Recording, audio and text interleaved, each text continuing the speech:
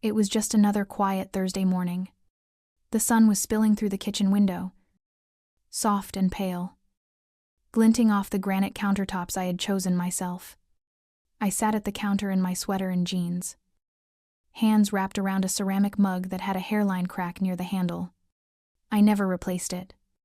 Some things, even slightly broken, still had purpose. Lyle had already left for a client meeting, leaving behind a trace of cologne and a half-eaten banana on the counter. I wasn't really doing anything important, just thumbing through emails. Calendar alerts, the usual scroll that filled the space between sips of coffee. Then my thumb froze. It was a boomerang post from my niece. A looping video of champagne glasses clinking against the backdrop of polished wood, sea breeze, and bright sunlight. A yacht. The caption read, "Family getaway tradition loading.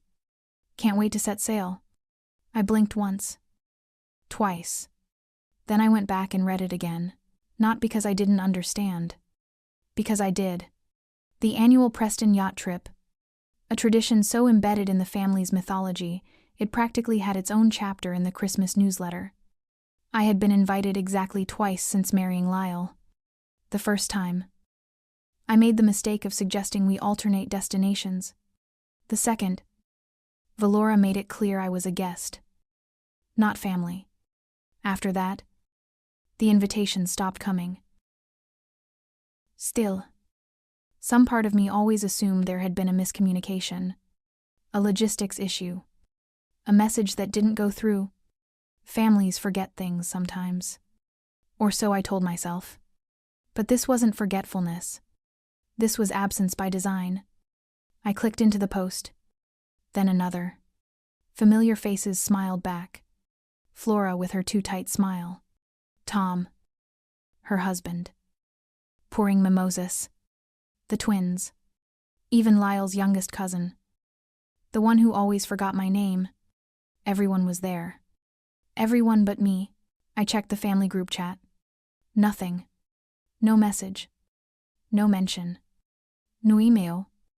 My name had not been missed. It had been removed. A cold stillness settled in. Not anger. Not even sadness. Just the sharp clarity that comes when a fog lifts. This wasn't an accident. It never had been. I had never been part of the table. I had only ever been tolerated at the edges of it. And then, almost like punctuation, my phone buzzed with a new message. It was from Valora, or rather, it was meant for someone else. A screenshot of the cabin assignments. My name had been crossed out, replaced with Belle. Belle, the yoga instructor, the one who once asked if I was Lyle's assistant. There was also a voice note. Valora's voice. Light and laughing. Well, at least the energy on board won't be so tight this year. Tight. I set my phone down slowly.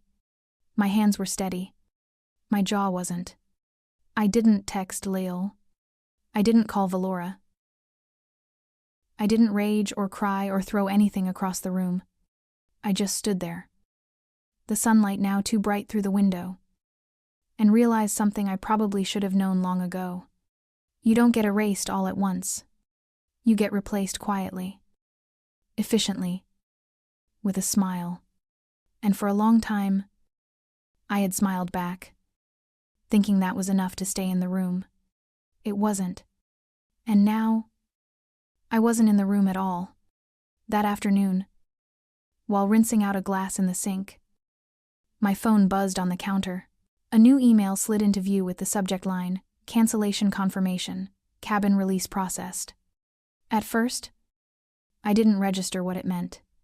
I thought maybe it was a spam notification or someone else's reservation. Then I opened it. The message was short, polite, detached. It confirmed that my cabin booking had been canceled 3 days prior.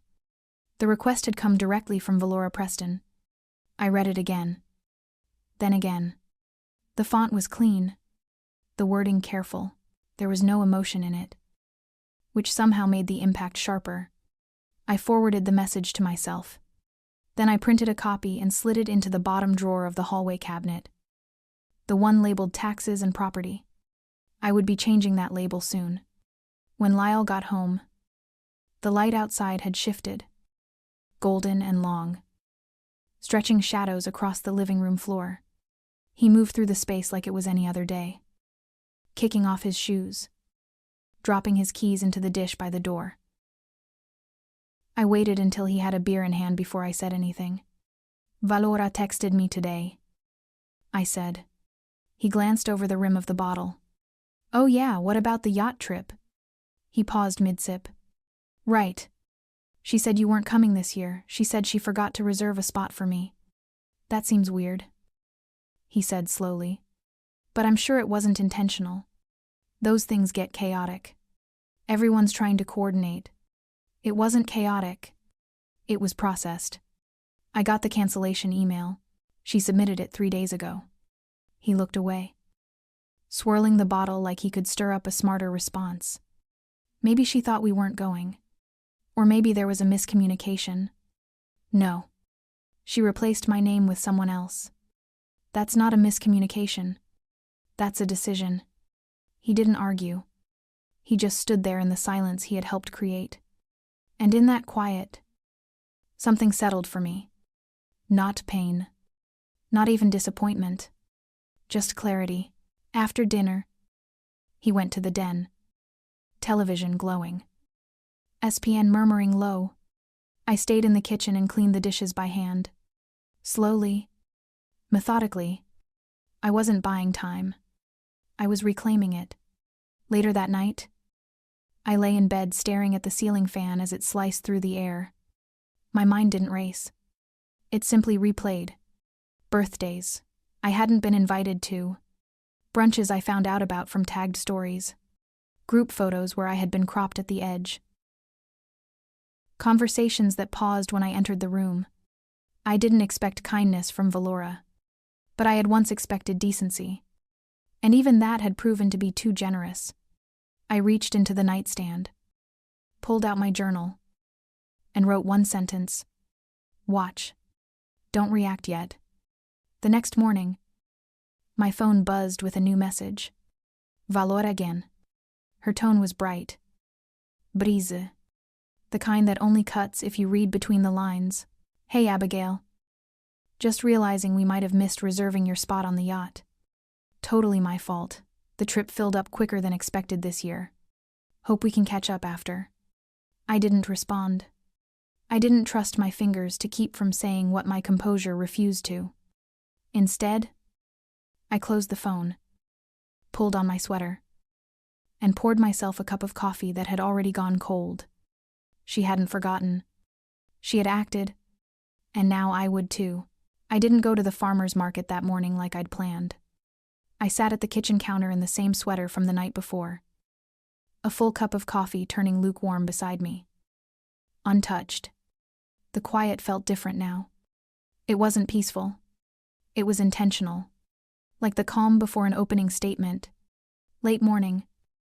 A second email arrived. This one from the charter company again. Confirming the cabin had been reassigned. The new guest's name was already processed. I clicked on the PDF and scanned it, eyes catching on the timestamp. The request had gone through at 10:27 in the morning. 3 days ago. Right after Valora's Pilates session. If memory served. I printed the email and slid it into a fresh manila folder. The same kind I used for contracts. Taxes. Legal matters. This one didn't have a label yet. Not until I was sure what I was building. But I knew. By late afternoon, the folder had 5 documents, 2 emails, 1 charter notice, a guest manifest, and a screenshot Jen had quietly sent me of the updated guest list. My name wasn't on it. Belle's was. Front and center. That evening, while Lial watched a documentary about some startup founder who had disrupted something, I opened my laptop at the dining table and started a new note. Title things she did that I let slide. The first entry was simple. Left me out of Rachel's bridal shower chain. Never followed up. When asked, said the email must have bounced. Then sent the group Christmas itinerary without my name. Twice. Then accidentally tagged the wrong Abigail in a family Facebook post. Left it up for 4 days. Said she thought it was funny. Then scheduled brunch the day after telling me the family needed space. The list flowed faster than I expected. It wasn't about resentment. It was about record. Each line was a piece of something larger I hadn't been willing to see. It wasn't just that she left me out. It was that I had let her. Not because I was weak, but because I had believed there was value in restraint, in patience, in trying. But what I had mistaken for grace had slowly taught everyone around me that I was safe to ignore. I sat back in my chair and let the list stare back at me. It wasn't loud. It wasn't angry. It was steady. Later that night, another message arrived. Not from Valora this time.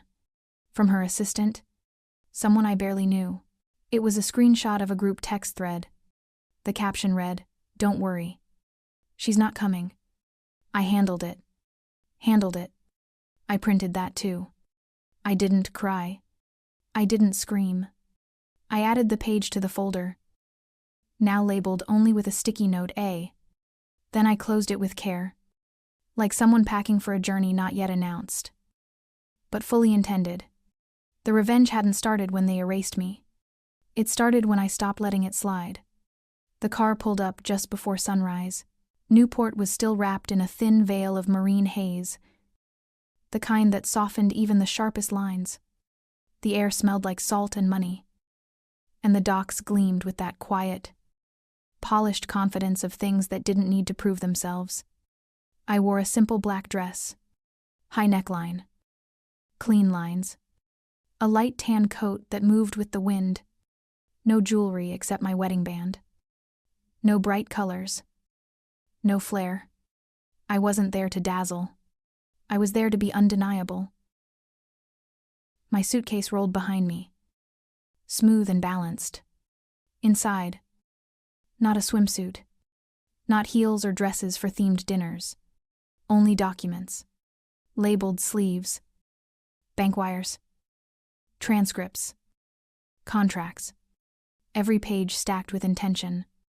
I could see the yacht from a distance, immaculate, towering, curated within an inch of its life. Guests already mingled on the dock, flutes of champagne in hand, sunglasses perched with practiced effortlessness. And then I saw her. Valora stood near the boarding gate. Posture perfect. Smile rehearsed. She was mid-conversation with someone I vaguely recognized from a cousin's second wedding. Her dress was floral, camera-friendly. She laughed on cue. Then her eyes found mine. She didn't flinch. Not exactly. But her smile paused. Just long enough. Her hand holding the champagne flute didn't lower. But it didn't move either. Around hair. Conversation thinned. Lyle was off to the side. Not beside her. Not beside me. Just lingering at the edge of the group like he was trying to stay neutral in a war he'd already surrendered to. I didn't wave. I didn't smile. I didn't slow down. I walked past them all, my heels tapping softly across the dock.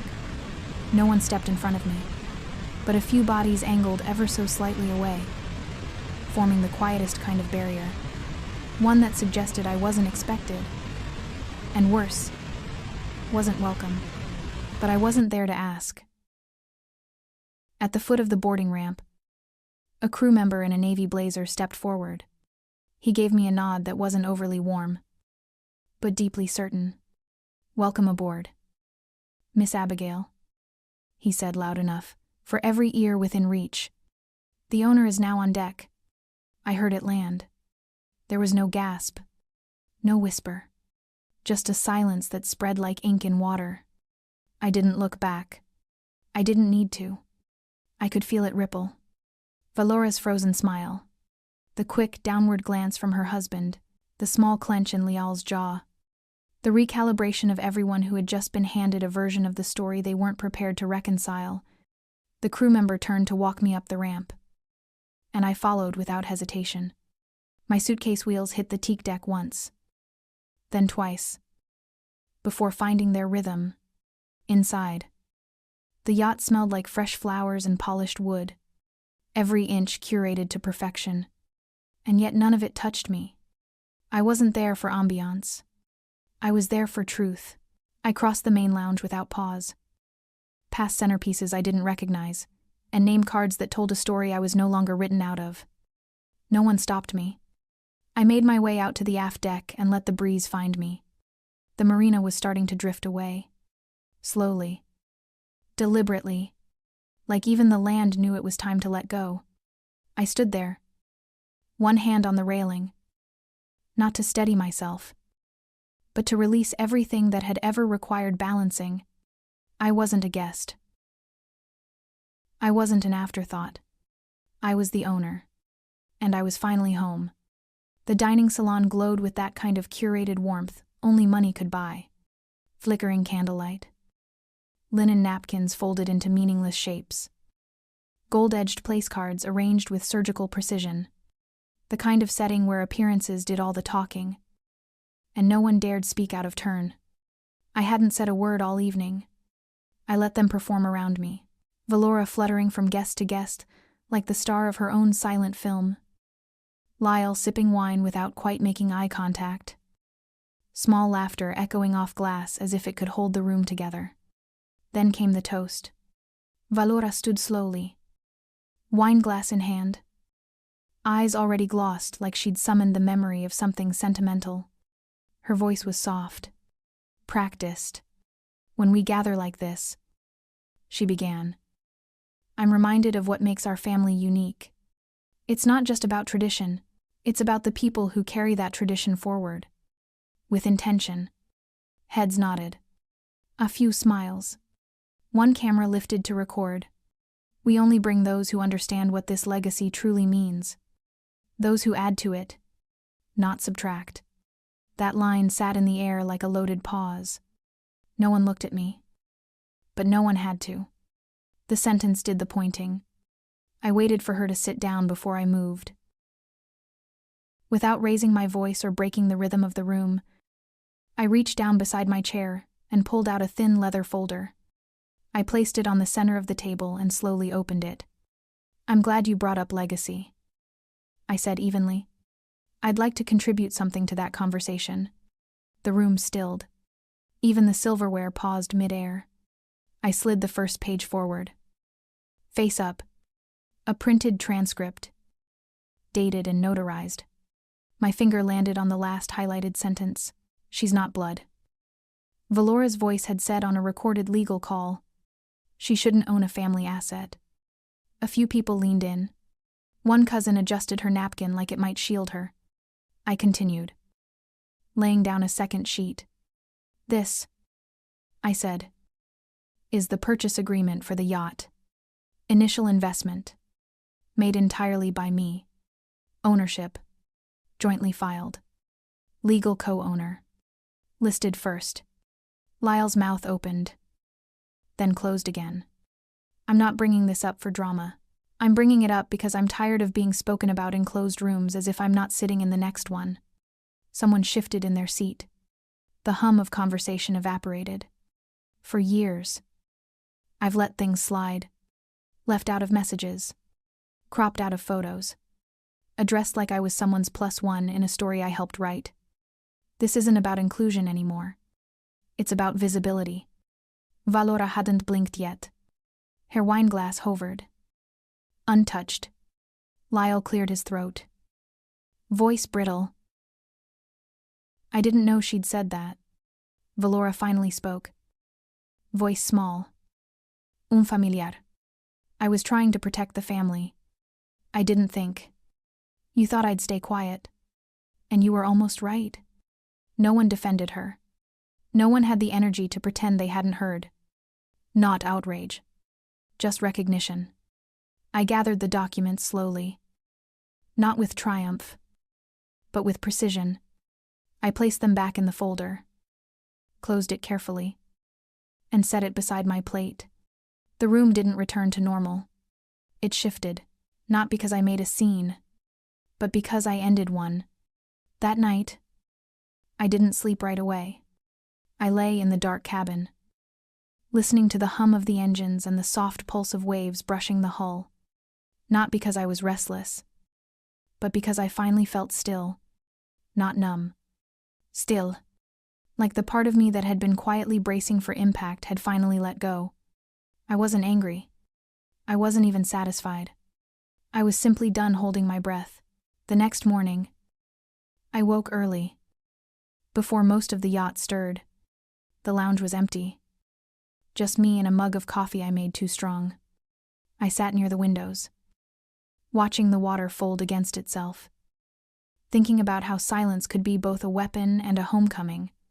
People came and went. Lyle's cousin Maddie passed by the breakfast bar, then circled back and lingered. She didn't sit.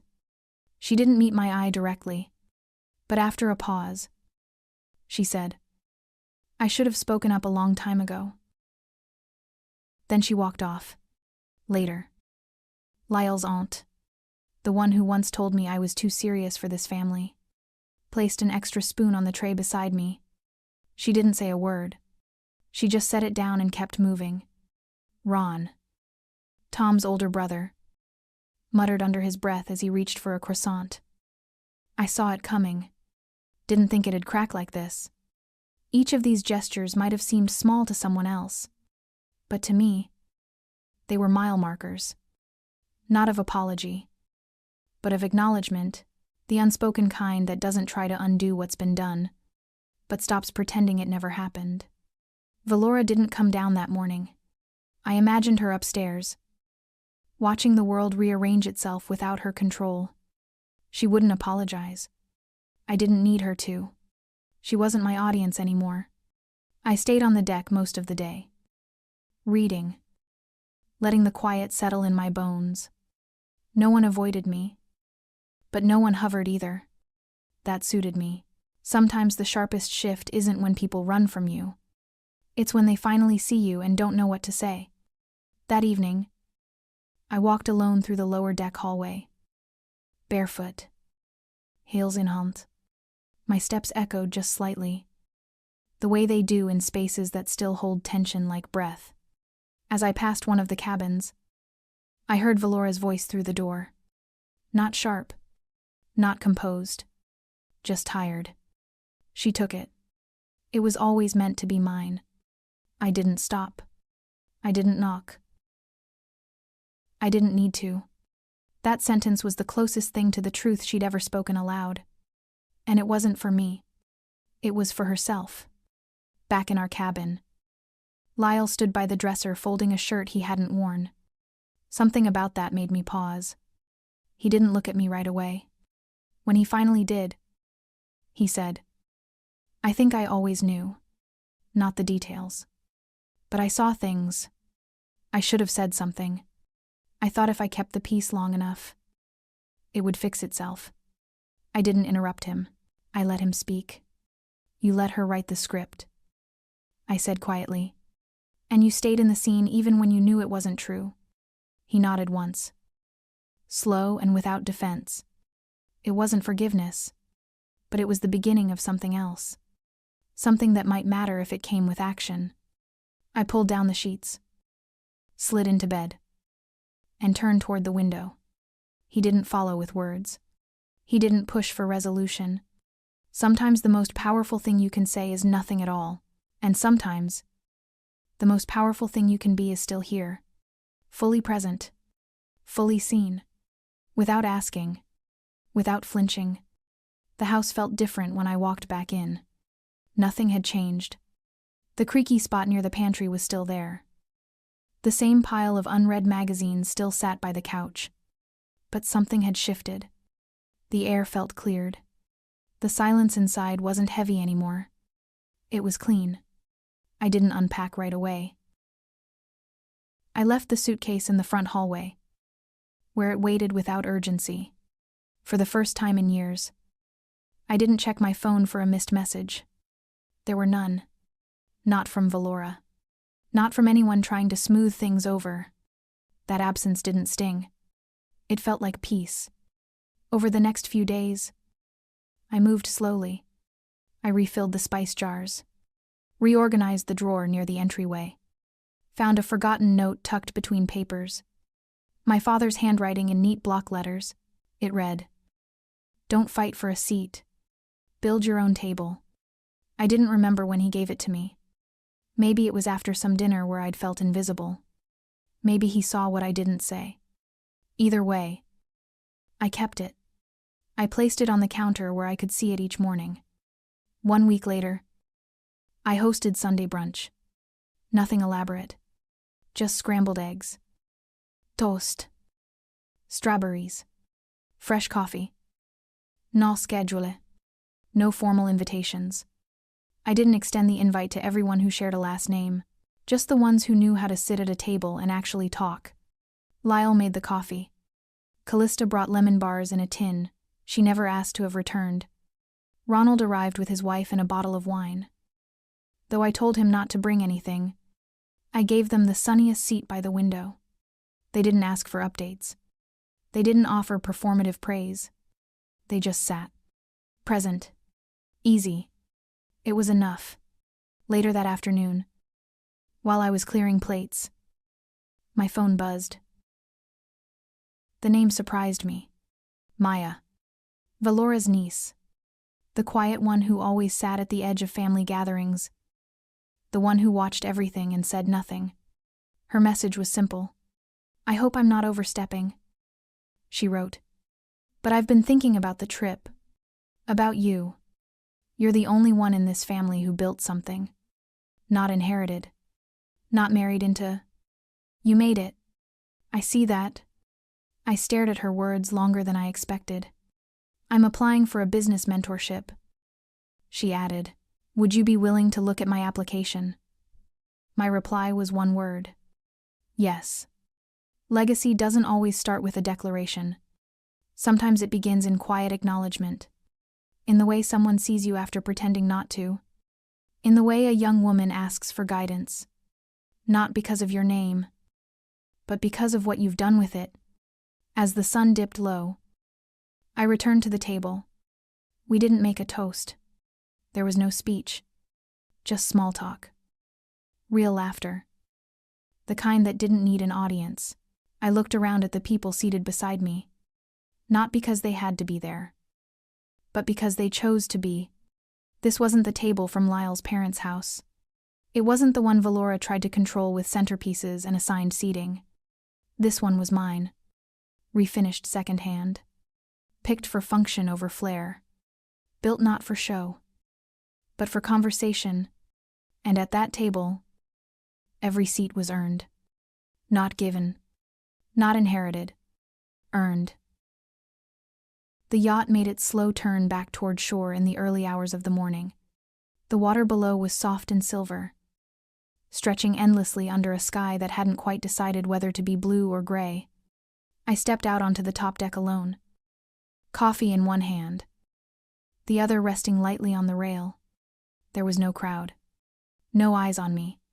Just the steady rhythm of the sea and the quiet hum of movement. I didn't need an audience. That part of me, who once looked for validation in glances and applause, had gone still. I wasn't performing. I was just present. I stood there for a while, letting the breeze lift the ends of my hair, letting the weight of the past few days settle, not as a burden, but as something I had finally finished carrying. There was no more defending my place. No more trying to translate my worth into something others could digest. I was here, because I had always belonged here.